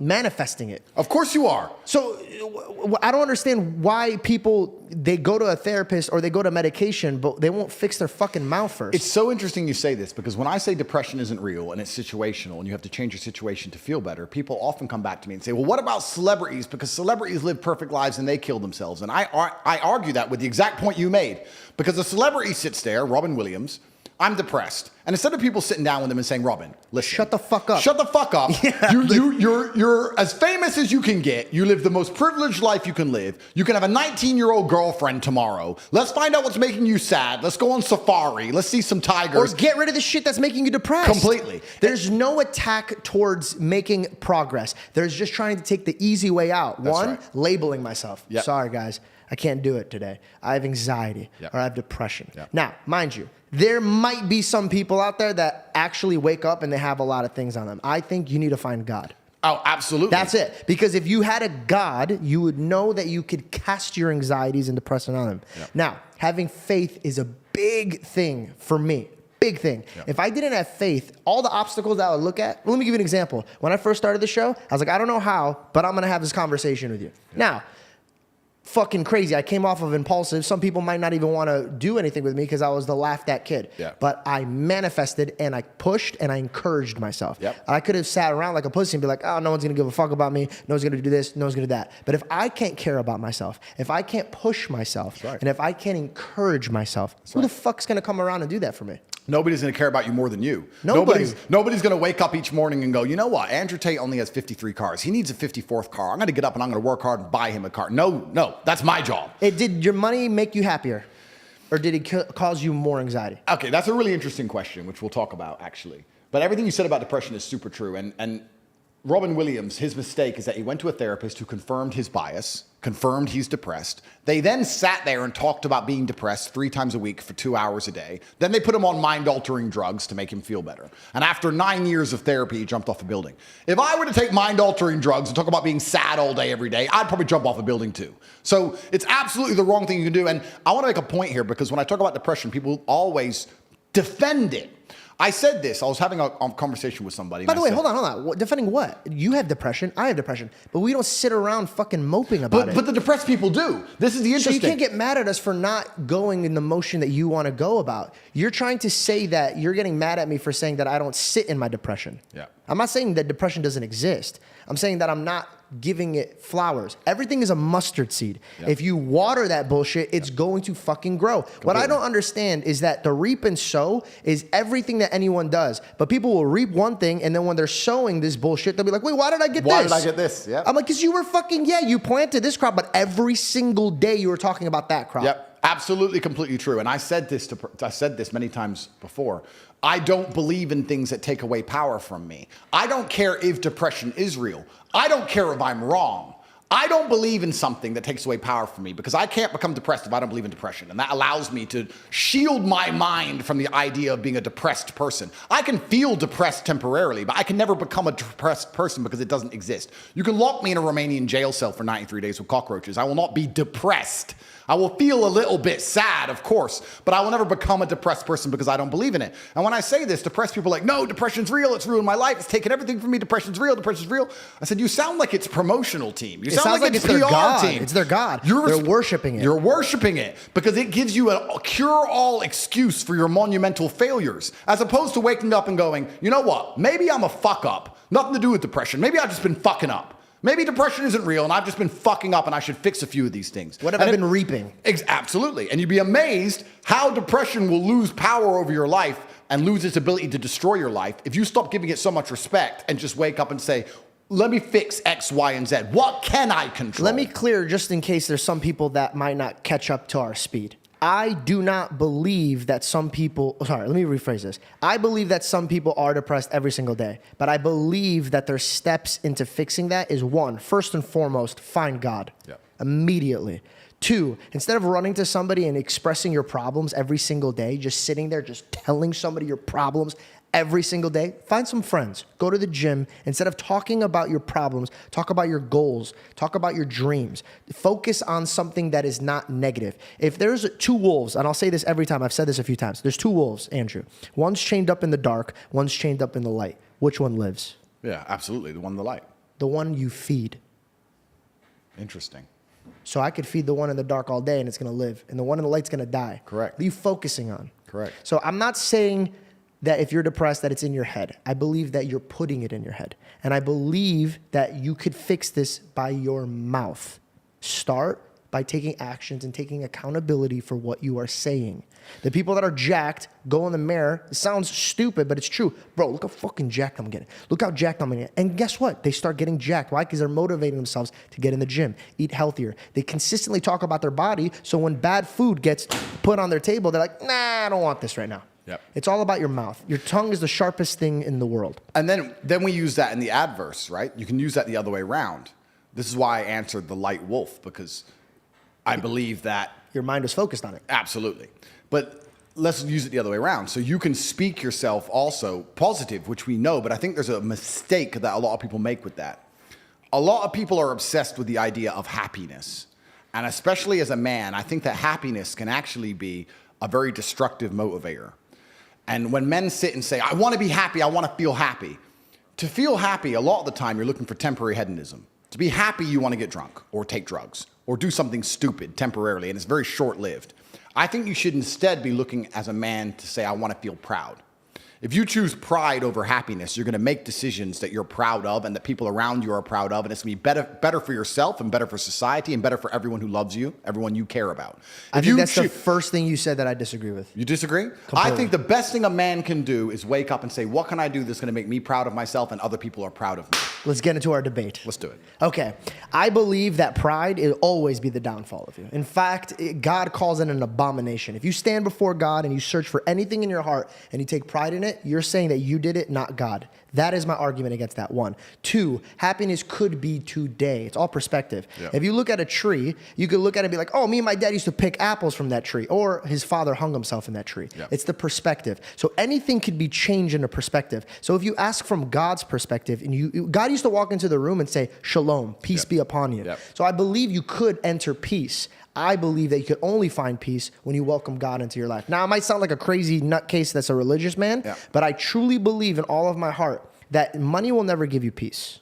I believe love will give you peace. Love comes from God and the people that are around you. Your mother gives you peace. Your father gives you peace. You can't buy that. And if you ask God for 5 things, only 5 things, Andrew, your Bugatti wouldn't be there. Absolutely. But your brother would. Of course. So you come into the world with peace and love. So but you don't think pride is one of the biggest motivators of masculine excellence? You don't think No, because once you achieve it, you want more, and that's where it gets Of course, dangerous. but you do not think Mayweather decided he wanted to be proud of himself by beating Why everyone? would you don't want to think be Mayweather? What, so you could have money and then just pick on YouTubers and box them? Of course. I'm not insulting Mayweather or good or bad, but actually, I might cut that because it might jump me. So Michelangelo. Okay. He cut his ear off. Okay. Artists, Da Vinci. What I'm saying is some of the most beautiful works of art, some of the most gorgeous cathedrals, some of the most beautiful churches you'll ever lay your eyes on were done because a man felt proud of his work. Feeling pride in yourself. But what happened to that man? Being proud. Of course, but being prideful. So you're looking at the art and you're trying. That's pride. You want everybody to take pride into you. But guess what, Andrew? Right now, if you died, regardless of all the work you've done, regardless of all of everything that you put in, I'm a better man. Reed's a better man. David's a better man. I forgot your name. I'm so sorry. Bailey. Bailey's a better man. All these guys are a better man for 2-3 generations. But when you die, you have the same grave of a man that you hate because time moves on. Of course. Everything collects moth and rust. So what's the point? You don't think God can give you pride in yourself for doing the right things? I think that you could find joy in it. But again, everything has its time. So you take pride in your art, but at one point, all those artists became crazy, bro. So what's the fucking worth of it? Okay, I understand that. So we can look at a bunch of different ways, but you just talked about a man looking in the mirror and being proud of his body to motivate himself. That's pride. Absolutely. Pride to an extent, right? Pride to an extent. But if it's your motivator, that's the problem. Everybody needs a certain type of emotion. You need fear, but you're not going to live fear throughout your whole life. Of course, but we have our default emotions that we seek, and this is the point I'm making, because when I talk to people, I think we all have our default emotions we seek, and depressed people, their default emotion that they're looking for is sympathy. They want sympathy, either from themselves or from somebody else. And they always have a sob story. It's always about how hard their life was and they did drugs and blah, blah, blah. And they want everyone to feel sorry for them. They're searching for sympathy. If you're the kind of person who searches for happiness, whether male or female, in my experience, people who search for happiness end up doing hedonistic, temporary, stupid things. When I find men who search to feel proud of themselves, I want people to be proud of me, and I want to be proud of myself, and I want to be respected. They often delay happiness. They often go through very difficult things and build things which are beautiful or build things which are difficult to do. They often go to the other side of fear to feel that pride. I did it. I faced my fear. I did it. Yeah. So I think as a man, searching for pride or searching to feel proud is a pretty positive mindset for masculine achievement. I understand what you're saying from the biblical sense. I actually understand what you're saying. Yeah. But I just say if you were to take a man and say, how would you make your parents, your girlfriend, and yourself proud of you? I agree. I just don't want it to be the driving decisions. vehicle. And that's the only thing I care about. I just don't want it to be the driving vehicle, right? And then I have to sit here and analyze myself. Is pride the driving vehicle for me? Like, why do I even... 100% Why do I even do what I do? Like, do I feel proud of myself when I awaken people to how the matrix works? Well, yes. But is that because I believe I'm helping them, or do I just feel happy in and of myself? Why do I own all the things I own? Why do I want all the things I want? And it's very interesting. You asked a question earlier before we got down this point when you said, has money made me happier or made me more anxious? And the answer to that is both. I think that you're certainly anxious when you have an empire because you understand how difficult it is to maintain, especially in my position, right? I've been hit by DCAUT and FBI and all these huge federal agencies that are trying to take everything I've ever worked for. And from your loved ones that you're leaving from my for. loved ones, all the money I've ever made. It's actually a very difficult, precarious situation to be in. And even if you ever get to the position where you pay yourself $500,000 every single morning, you get concerned with, am I still going to be able to do this? Then the money ain't making you happy. You're working so hard to make sure you'll always be able to pay yourself that money that you don't even spend, that you don't even need. That's the pride thing I was trying to tell you about. Of course. So but this is how you hold on to things. And it's a stomach that keeps kneading. It does keep kneading. You're completely right. But that's also how there's no light without dark. The stomach keeps kneading. Completely agree with you. But that's also how I managed to propel myself from here to here. And I'm going to go want to beat this garbage even high. So I agree with you. Gas. It's my gas. Yeah. My gas is. And then, so there's anxiety attached. Did that change when you got a daughter? I think in some ways it got worse because there's anxiety attached to my money. But the true happiness that I get from my money is the fact that I can give people I care about anything I want. You could set them free. I can set them free. Yeah. So I said this even to a girl I was dating. I said, you're happy all the time. And I love that because I'm stressed. And I'm not complaining about being stressed. I think the masculine role is to wake up stressed. I wake up stressed. I wake up and I've got a bunch to do, a bunch of people to talk to, a bunch of money to make, etc. I'm stressed. I'm not miserable, but I'm certainly concerned all of the time. I'm focused all of the time. I'm always busy. I have a lot going on. I'm never relaxed. I'm never at peace. That's not who I am as a person. Do you think people confuse stress with depression? I think so. And I think that you're supposed to be stressed. That's what I'm saying. So maybe they feel what you're feeling, but you've said that it's stress, which is good. You need stress. You need to have your back up against the wall, or you're going to be a lazy fuck. Or you won't do anything. Yes. Absolutely. But people might think that emotion, because they feel that emotion, that stress that's on them, and then somebody comes out of the woodwork and be like, oh, that's depression. Yeah, which is the coward's ways out. But I actually love feeling stressed. I do best when I'm stressed. It pushes you. I've had 87 professional fights. For about 3 of those fights, for some reason, I wasn't nervous. And it really bothered me. I was like, why am I not nervous? I like feeling nervous. I like being stressed. I fight better. I react quicker. Have you ever been jumped? Like, you get scared if someone jumps out at you? That's when you're the fastest you've ever been. Yep. So I think stress is a fantastic motivator. It's a beautiful thing. But I was saying to this girl, I don't get any of the happiness you get from life. You wake up and you do your nails and you shop for Prada and you get to look gorgeous and you smile all day and you get to make a cute cupcake and you bring me the cupcake and you laugh, ha ha ha, cupcake. I'm concerned with real important things. DCAR are trying to put me in jail. Millions of dollars have gone missing. Like, I'm dealing with real stuff. You're dealing with cupcakes. Yeah. But I am happy that I go through all of this so I can make you happy. Yeah. So my money makes me happy. Yeah, I'm a provider. My money makes me happy because every single person I love lives a fantastic life. Can I ask you a question? And if I have to suffer so 50 people can live content, I believe that a man should do that. I think you have a warrior mindset, right? And you have people that you care for and you provide for. You have your brother and you have your family. Yeah. Do you feel like your stress comes from holding on to what you hold dear, that pride aspect of things? Like, I got to be top G. Nobody's top G. I'm top G. You know where I actually think it comes from? I actually think it comes from because I know I've only reached 10% of what I can actually do. Let's go, bro. And that bothers me. And no matter how much money I'm making or how most Googled man alive, whatever, I can still identify the inefficiencies in my systems. I can still identify where more money could have been made. And money isn't that important. But like we said, money is a very simple way to measure success because it's numbers. Numbers are easy. Yeah. This number, that number. It's easy. What does a company do when it wants to measure the success of a company? It looks at the numbers. What does a YouTube channel do? It looks at the numbers. Numbers are easy. So if you're going to say, how do I be successful in life? Money's not everything, but it's a nice, easy way to measure because it's numbers. And then when you understand it's the time and energy of other people, you sit and go, okay, well, I have this large empire now, and I have all these people who work for me, and all these people I love, and all these people I care about, and all these children, and all this going on, and the world is getting more and more messed up, and everything's on a decline, and everything's being destroyed, and a certain number of people are going to become useless eaters, are going to be eradicated, and they're going to try and lock us all in our 15-minute cities for the climate or some garbage. That's coming in no time. How do I combat and fight all of this and protect all the people I care about? Well, I need the time and energy of others. I need an army, so I need money. So you start waking up saying, okay, 1 billion is shit, Tristan.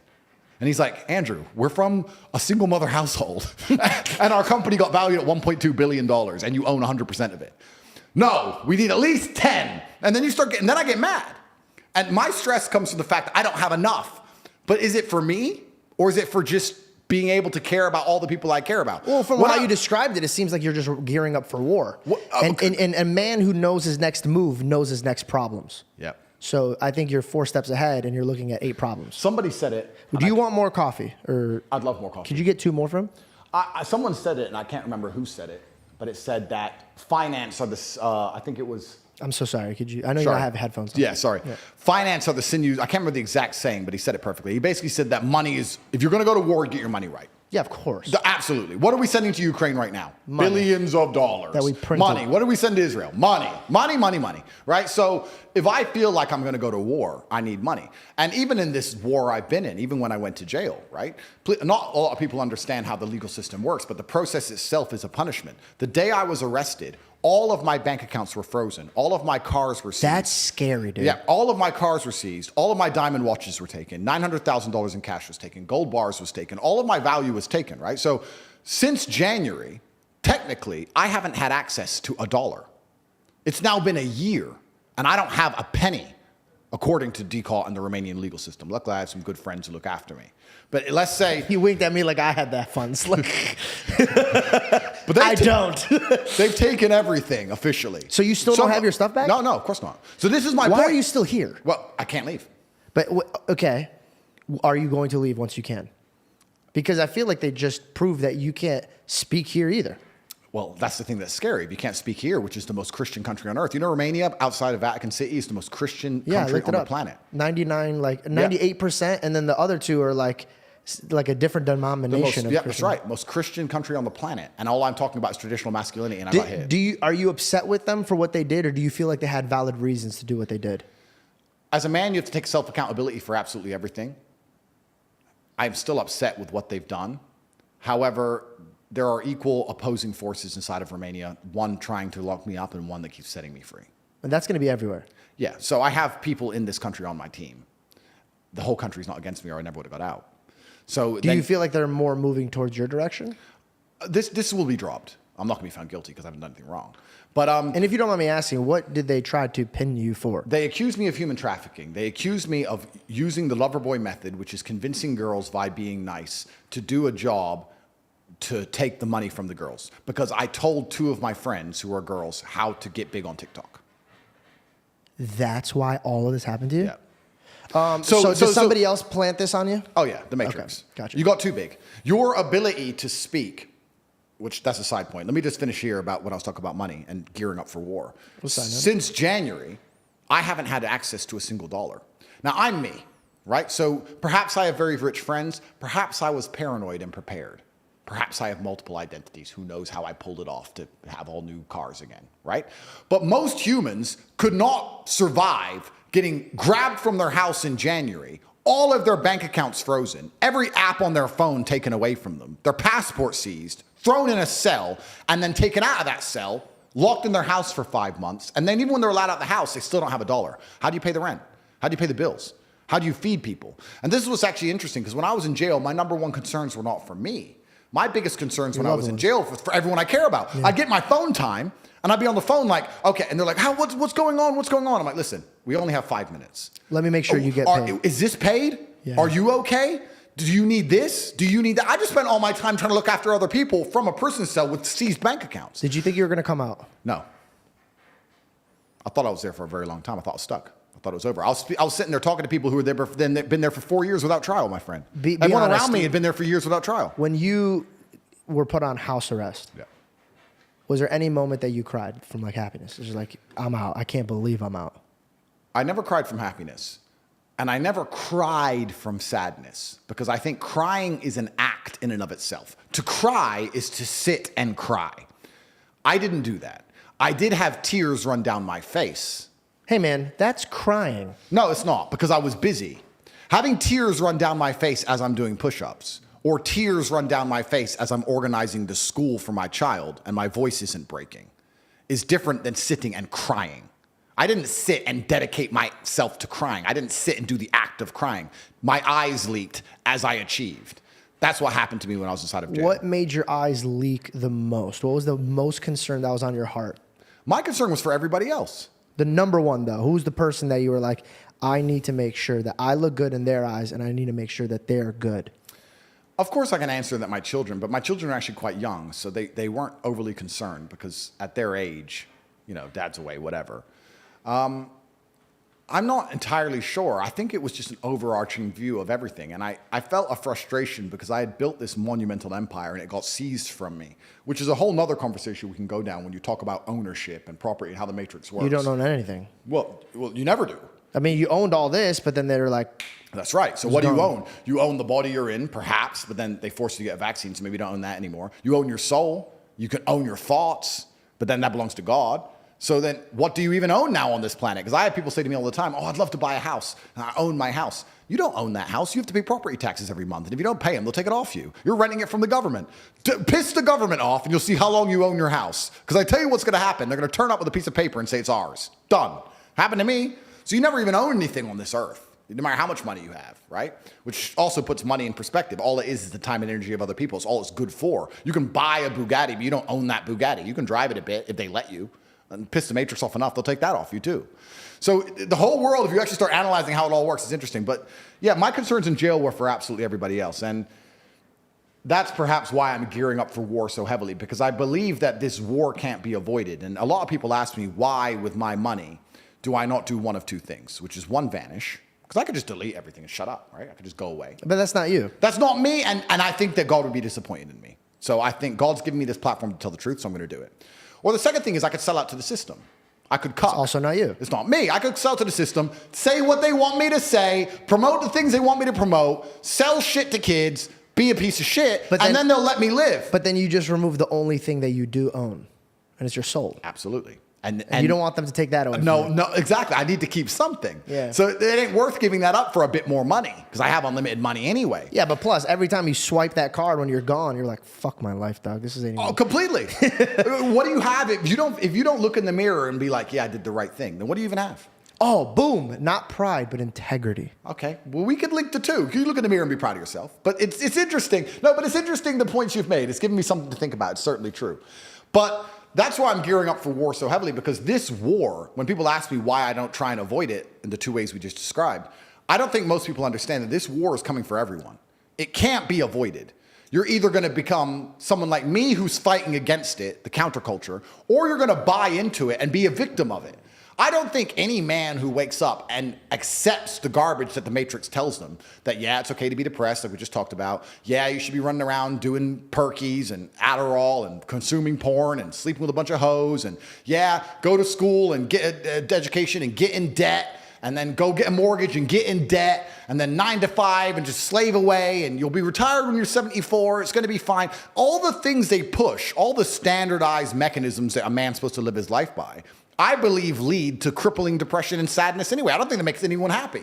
So this war is twofold. You can either fight against the system and be its enemy like I am, or you can accept the system and then you're going to be fighting against yourself in your head because now you're your own enemy because you listen to the system and you hate yourself and you hate your life. Yeah. So what do you want to do? If you can't avoid fighting, do you want to turn on yourself or do you want to turn on your enemy? Every single part of me is on my team. My mind, my hands, my feet, everything, my teeth, you name it. If it goes to war, I've got every single weapon at my disposal. So when people say to me, why am I fighting this war? I say, you're in the war too. You're just going to be a casualty of it. You're going to be a forgotten name. Not even a name. You're going to be a number.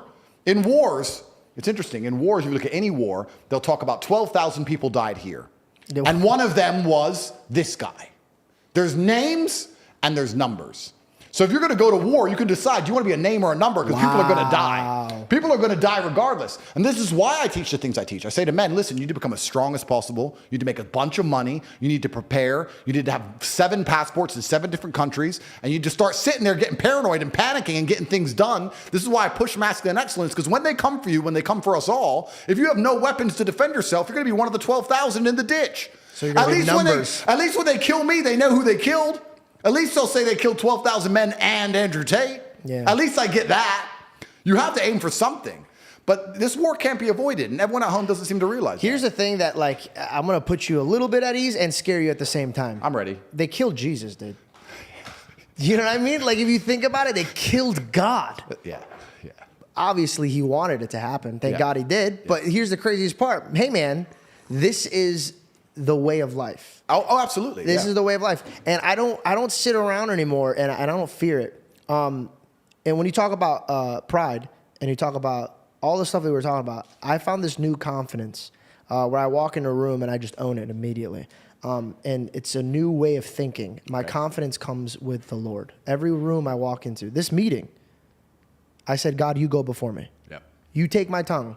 You take my mind. Yep. You take my body. Yep. When you walk into a room and you have this type of faith, hypothetically, say I'm an idiot. Yep. Say I am completely a nutcase. Yep. I guarantee you I outworked the old George that didn't have that faith. Oh, absolutely. And you can also apply the same to fighting.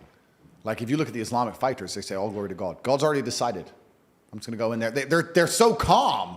Yeah, and by the way, that's scary, dude. Super scary. Yo, if you walk into a dude and he's just super calm, it doesn't care. Fuck all that. I don't even want to be here anymore. Absolutely. Yeah, like if I were to agree and if I were to do a fight now, I know that it's in God's hands. So I'd be as calm. I'd be nervous, of course, and I'd want to be nervous. But I'd know, like, look, this is in God's hands. God's already decided. Allah's the best of planners. He will decide if I need to win and destroy this man or if I need to lose and learn a lesson. Then it's up to God. That's working off of fear, not faith. Faith is so beautiful when you could use it, and fear is such a poison, bro. And I don't know if you've really hung out with people that have fear. It's an addictive personality. Oh, it's sticky. It's very sticky. Yeah. Very sticky. Have you ever watched something on TikTok or Instagram and then all day you're just thinking about it and you're like, this motherfucker can't leave my brain, dude. Yeah. I am now limiting myself on what I'm absorbing. Bro, I don't talk. I want to make this very clear. One of the best things about money is I've managed to create my reality absolutely. I don't talk to anyone I don't want to talk to. If you come to me and say, we can make $100 million, but I don't like your shirt, then you can get fucked. That's my life now. Because I don't need money and I don't like you. So that's who I am, right? So I've created my reality, absolutely. And the number one thing I will not do is talk to negative people. I don't want to hear, I don't care what your story is. I don't care what happened. If all you do is complain, you are not around me because it is sticky. It's sticky to you. It's sticky to the universe. It leaves a residue. I don't want to hear it. Everyone around me is happy. And not only happy, we're the kind of people, if we're in a trench and we're getting shelled, we're laughing. Yep. We're like, missed. Woo-hoo. That's who we are. Bro, they just hit me with the largest matrix attack on the planet. I should be destitute and disappeared. Here I am on your podcast. I just pulled up in a brand new sports car. I'm like a cockroach. And you drop the nuke to kill everyone. The cockroach crawls out with top G on the back. It's all hilarious, bro. It's a joke. Human trafficking for TikTok. The whole thing's a joke, but here I survive. So you have to be that person. And even my brother and I in jail, sometimes we just look at each other. We'd be sitting there in jail. And sometimes we'd look at each other and just burst out laughing. Like, this is so ridiculous. But I don't have time for negative people. And especially when negative people come out with their sub stories, I guess I'm kind of fortunate that God has put me through so many difficult things. When people tell me their sub stories, I'm sitting there going, is that it? You're a fuck up because of that? You should have seen what I had to do. Like, so I don't even want to hear it. I'm uninterested in it. And you're right. You have to be careful who you're around because you are the sum of the 5 people you spend the most time with. Yeah, you are who you hang out with. Dude, there's a reason why God says sheep. Yeah. We're sheep. Yep. We're all sheep, bro. I don't need to bring up my past, but my behaviors were intolerable because of the people around me. Oh, absolutely. You are who you hang out with. My father would tell me that all the time. He'd be like, hey, cut it out, bro. Yeah. You need to stop hanging out with these people that are bringing you down.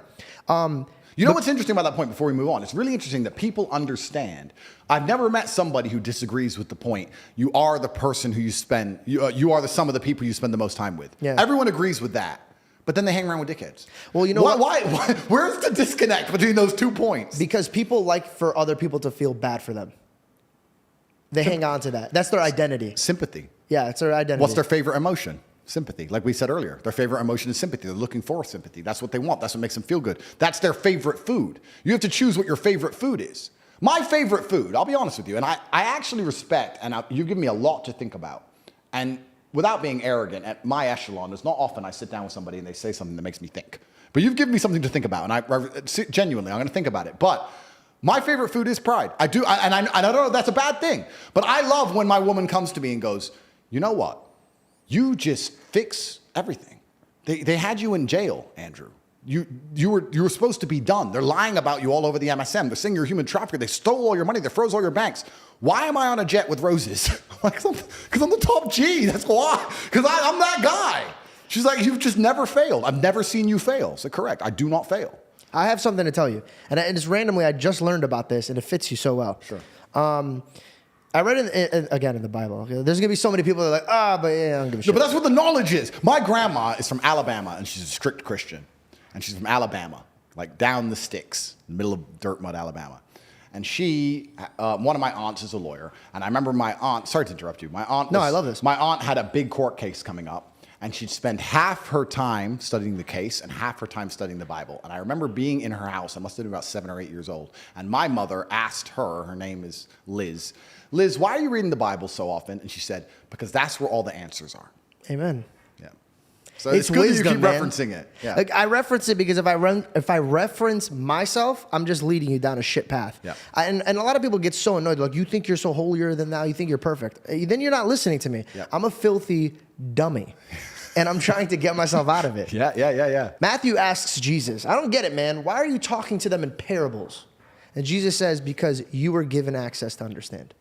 So check this out. You just said, now I'm thinking about the pride thing. I think that you weren't supposed to think about the pride thing. I think God needed you to think this way. But I think now you're moving on to a different season. Absolutely. Yeah. So I think you might need to reevaluate your tactics. And we change every day. Yeah. And that's the whole point of trials and tribulations and conversations. And that's the whole point of perspicacity in the first place. A lot of people lack it. Feedback is such an important thing. And feedback comes from life and from all areas. And we actually talked about this. I talked about this inside of my war room. I've got the private organization, the War Room, where people can join. And it's a masculine network. It's kind of like a boys' club.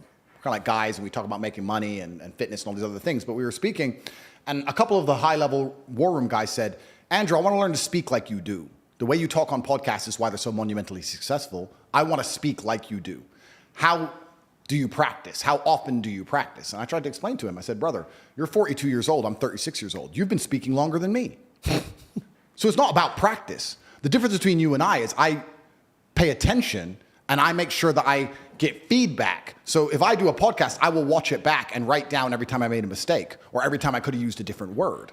I will sit there and actually analyze my work to get better. You reflect. I reflect. If you don't reflect and you just speak, you stay shit. Reed told me, he goes, I've never met a man. And by the way, I didn't even notice about this. Like, have you ever seen like something you do all the time, you just don't even notice it? Yeah. And then somebody tells you and it fucks you up. You're like, oh, damn, dude, I do that. Yeah. I over-reflect a lot. Yep. But here's the thing, dude. I realized this. As soon as he mentioned this to me, I realized how other motherfuckers do not reflect. At all. They'd rather watch other people than watch their fucking mouth, bro. That video where Jack Dorsey had a security guard and everybody was so mad at my opinion on it. Here's the thing, dude. Bad things happen. If you get punched in the face because of a security guard, yeah, he's wrong for that. Yeah. But why the fuck are you talking up to a dude 8 times your size when he's angry? Yeah. Do you have no common sense? Have you never been punched in the face before? 100%. You didn't try to de-escalate it. You were talking and getting mouthy. That's right. Some people need to get hit in the face for them to understand. Abrasive. Yeah. It's true. Some people only learn the hard way, especially men. God's actually very nice because I believe God gives us a whole bunch of chances to learn a lesson the easy way. It's called life. Of course, He'll give you, think of the harshest lesson. You don't even have to say what it is, but think of the harshest lesson you've had in the last few years. And think of how many times you had the easy way to learn that lesson. You could have just stopped being a dickhead before it got bad. Like that. Think how many times you could have just woke up and go, nah. Yeah. But we don't, do we? Nope. We wake up like, we got away with it. It's fine. And then bam, you get hit. There's only two ways to learn lessons, hard and harder. If you're smart, you take it the hard way. Real idiots take it the hardest way. Yeah. But there's no easy way to learn lessons. So you're right. I agree with everything you say. And that's how God teaches anyway. That's how God is always going to teach because God is a disciplinarian love. I think it says, someone said this to me, I think in school you learn things and then you're given a test, but with God you're given the test and then you learn things. And that's the way it works. That's why I was even in jail in the first place. That's what I was there for, to learn. That's why I went. You're being sharpened. Of course, I'm being sharpened. And you said earlier about me moving on to a new stage, a new evolution, and I hope that is true. I hope that the 50-year-old version of me thinks the 36-year-old version of me was an idiot. I think he's going to be a lot more calmer. Maybe. Yeah. But I like to consider myself pretty smart, so if I'm even smarter, that's great. We'll see how it goes. Maybe I will be calmer. But it's all about reflection and self-reflection and looking back, and that's what we were saying earlier, because most people do not self-reflect on their actions ever. And you nailed it with the reap what you sow. And they don't understand why they end up where they end up. And they think it's someone else's fault. They're like, I can't get anywhere in life. I'm like, yeah, because you work your 9 to 5. When you come home, you smoke weed and play PlayStation. Why does everyone hate me? Because you do dumb shit and you make bad decisions. People want the glory but no work. Oh, tell me about it. Yeah. And not just the glory and no work. They want the glory and no heat. I'll tell you something, man. If you ever end up, and I pray that you don't, in a precarious legal situation, you'll see all the people who want to hang around you when you're famous and when you can get girls, when you can go out and when you can pay bills, all that, they want to hang around for that. But the second their name gets brought up in this heat that you're in, they don't want the heat. No, people want the good. People want the good without the bad. Hey, man, everybody has a Judas. Yeah, tell me about it. Yep. Tell me about it. And you know what you said? I pray I'm not in it. I pray I'm in anything that God wants me to be a part of. And you'll survive. Because your mind's right. Yeah. Your father used to talk about death a lot. Yep. God forbid something does happen to you. Yeah. What do you want to be known for? Firstly, I would never kill myself. I'd like to make that clear. I would never kill myself. Oh, okay. I was about to say, I never said you would. No. But you're stating that just in case. I would never kill myself. Gotcha. Under any circumstances, no matter what they say. And I think I'll be remembered for somebody who was brave because I know the danger I'm in if I continue to talk. And when I say this, just like when I used to say about the Matrix and how they lied to us all during COVID, people didn't believe me. I want people to understand the situation I am currently in. I am the most popular person on the planet amongst the masculine youth, which is the most feared demographic of any country, of any nation. You need them heavily psyoped for a few reasons. One, if a bunch of masculine youth get together, it's not a demonstration, it's a revolution. That's the first thing. If women start complaining with picket boards, it's a demonstration. If masculine youth get together, it's a revolution. Then you're dangerous because you don't even have a country. Correct. All of them. Yeah, well, across the country, shit. across the world. So they probably thought you were a terrorist. Well, I could be. And that's what they're afraid of. So let's continue. So I have the number one demographic the Matrix needs to psyop. One, because of the revolutionary thing. Two, because you need them. They're the backbone of the slave force. You need them to build the roads. You need them to do the real work for low pay. They're the backbone of the slave force. They do the worst, hardest jobs for the shittest money, and they're the most depressed and most unhappy, and the women don't want to date them because they ain't got a Lambo, and they're sitting there depressed and unhappy, working their ass off, paying their taxes. You need those men psyoped. You don't want me coming along saying there's another way. And third, you need them to die in the military. You need these people. And I'm sitting here speaking to the exact people they don't want me speaking to. UK schools have banned me. My name cannot be mentioned in school in the UK or you get detention, you get punished. What are you talking about? My name can't be banned. Google, Andrew Tate banned English schools. In England, if a child or a student says my name, they are reprimanded. That doesn't make sense to me. How is there so much garbage in the world that is legitimately evil? And you could talk about it. Let me give an example. I don't think any man or woman should ever have the right to have their voice be taken. Let me give an example. I love Jesus. Yep. But if somebody came up to me, flicked me off and be like, F your God, blah, blah, blah, this is that. Guess what? Hey, man, that's okay. Yeah. You have every right to say that. Yeah. So how is it even allowed? Well, that's the thing. So we go down this path where we talk about how is the mass not seeing that that's a huge problem? Well, this is the thing, and this is why I talk about the fact that I'm afraid of assassination, and some people think I'm exaggerating. I'm banned from being discussed in British schools. They feel like my name being mentioned in and of itself is detrimental, and they ban my entire name. The problem is this. If I have huge control over the masculine youth, which the Matrix fear, I'm banned from schools. I'm discussed in UK Parliament as a problem. You get to a certain point, and there is a level you can reach which is considered a national security threat. You just said terrorism. National security threats. Do you know what happens once you're deemed a national security threat? All bets are off. Yeah, they're going to murder you. Oh, all bets are off. If you're a national security threat, they just shoot you. If a terrorist turns up, what do? You shoot him, right? So I'm teetering on the edge of national security threat, and I'm trying very hard not to. I'm going on podcasts and talking about God, motivation, doing the right thing, working hard, respecting your parents, loving your woman. I'm talking about all the good things, but I'm in this situation now where I'm so immensely popular. When I was in jail, people started planning demonstrations and riots, and from jail, I was like, no, don't do that. If people start burning buildings, they're never going to let me out. Yeah. They're going to keep me in there forever. Like, no, just write emails happily. Like, just stop. Happily, too. Happily. But it's true. You know, it's scary. You're but in this also, position. you want to teach men how to do it the right way. And I think when people are like, we got to fight for this cause, let's burn this lady's car. Yeah. To me, that's ridiculous. Of course. I don't know how we even got to a place where rioting is even a thing But this is another thing that's scary about power and influence, right? If I were to send a message on Twitter right now with a location and say, I'm going to be there in 2 days, with no promotion, no money, I wouldn't have to build a sexy video, nothing. There would be thousands and thousands of boys there. Is there one idiot? Probably. Is there one moron? I bet. Of course there is. There's a more. If you get a group of anybody, you're going to get one moron. Yeah. If that moron does something wrong, and he's been at my rally a few weeks before, whose fault is it? Dude, I just said this, and I got smoke for saying this. When Kai had his meetup, I wasn't angry at Kai, but I was trying to let them know that famous people nowadays have a little bit more access because we could just go straight to the phone. If you're in the 90s, TV shows, you watch them on the sitcom. But now because we could just dial right into your phone, if Kai goes, hey, I'm going to be in New York. Now, he never said burn New York. He never said break the cars. He never told anybody to do that. In fact, he wanted to just show up and have a great time with the people that love him. Yeah. He had a great heart for it. Yeah. But he has to take responsibility for that because none of those problems would have happened if he didn't tweet, I'm going to be there. Yeah. And that's the thing, right? So you have that level of responsibility to a degree is scary. And Kai, he's young, isn't he?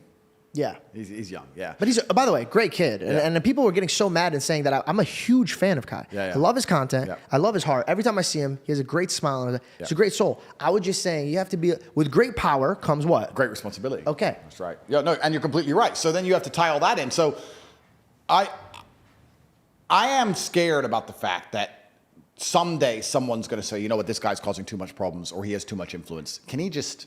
Why wouldn't they do that already? Can he just crash his car? Can his jet just crash? Can we just get rid of this guy? Because it fixes a lot of issues. And then you have to sit and say, is my life worth more than the trouble I'm causing to these people? They don't give a shit about me. They don't give a shit about anybody. So you do get to a position where it's scary. And then you have to sit and decide, well, do I want to sell my soul to the devil and cuck? Or do I want to just shut up and disappear, which is also cucking? Or do you want to live for something? And do you want to die as a name as opposed to a number?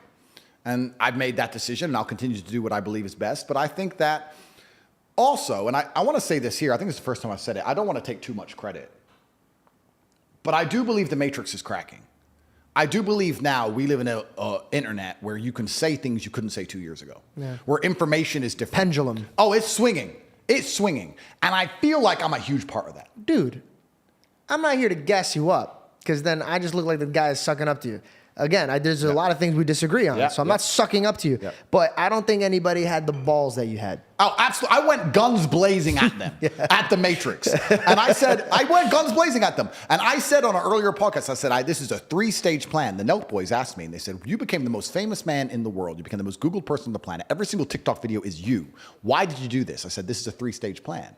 Stage 1 was to become the most known person on the planet, and stage 2 was to get canceled. That's how you put a crack in the dam, for everybody to know who I am, and then know I'm canceled and try and find me somewhere else. And now, oh shit. So you wanted to get canceled to show that that doesn't even matter. And I'm bigger than ever before. So technically, dude, this song has been sung before when Jesus died and then came back. Well, there's also and by the way, I'm not comparing you to Jesus. No, I want everybody to make sure. This song has also been sung. I don't know if it was Aristotle or Socrates. It was one of them who was assassinated for corrupting the masculine youth. So this song has also been sung.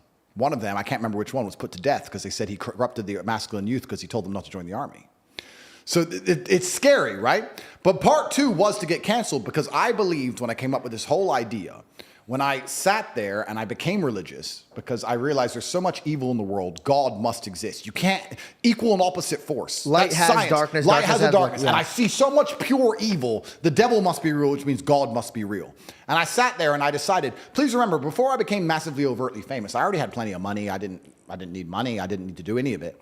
When I came up with my plan and I worked with the War Room, we put together a 1-year plan to become the most famous man on the planet, and I pulled it off and I did it. And my plan was to get canceled. And the reason was because I knew that the Matrix the dam had a bunch of pressure behind it. Everyone was tired of the censorship. But when you get canceled, you vanish. And I said, there's so much pressure behind the dam.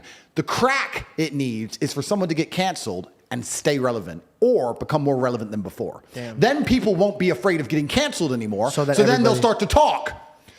And when I got canceled, and I moved to Rumble, and I put together the whole big Rumble thing, and I put together my final message, and I said my unmatched perspicacity coupled with sheer indefatigability makes me a feared opponent in any realm of human endeavor. And I sat down with Patrick Bet David, and I said, they fucked up. They shouldn't have deleted me. They sitting around thinking they've got rid of me. They made a mistake. And then the Matrix got pissed off. I got bigger, so they threw me in jail, which made me bigger.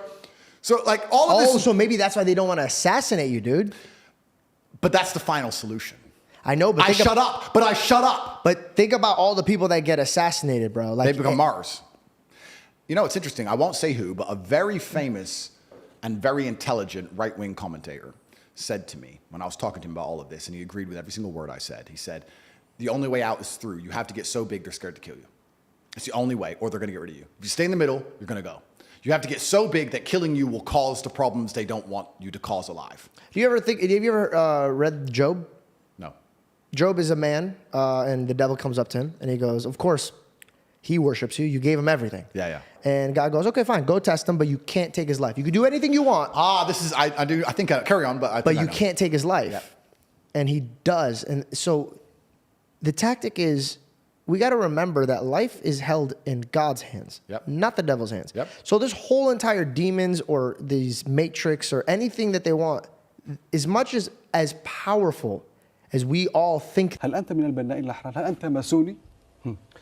بشرفك هلق أنت جاي من اليمن وجاي تعمل لي مسرحيات وكذا يا زلمي لك روح العب لك شغلة ثاني.